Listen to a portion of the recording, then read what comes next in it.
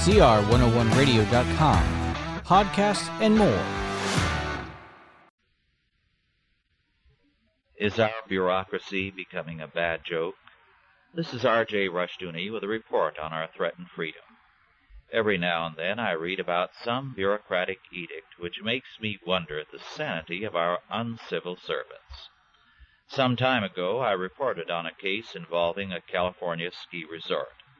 In a chalet on top of the mountain, accessible only by skis, the owners were required to add special toilets for the physically handicapped.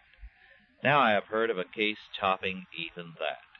I won't mention the city because the many fine people who live there are not responsible for this piece of bureaucratic insanity.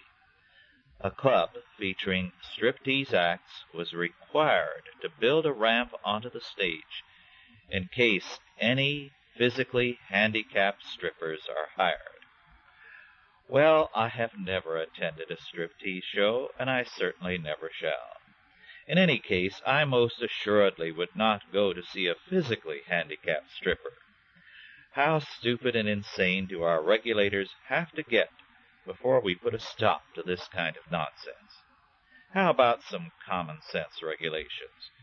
Why not require seeing-eyed dogs for all our legislators, public officials, and bureaucrats, because they obviously cannot see which end is up nor what is ahead of them? Why not require, by law, every politician to wear a hearing aid so they can hear us better? Also, why not ban pensions for all officials, legislators, and bureaucrats, except those who lower taxes, cut the cost of civil government, and eliminate civil service jobs? Why not a bounty on performance instead of incompetence? But back to the 2 ramps required by state officials of a striptease club. Perhaps I have misjudged those fine public servants.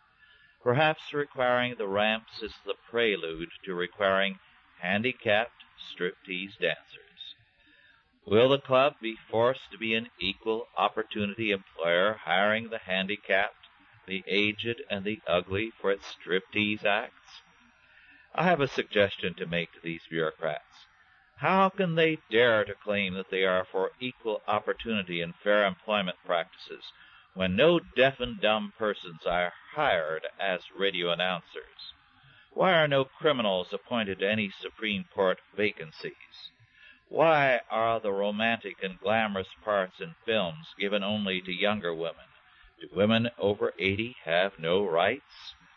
If all this sounds crazy, it is simply because what started as a demand for fairness is becoming a bad joke. Facilities for the handicapped make sense in their place, but this does not include a ski lodge nor a striptease stage.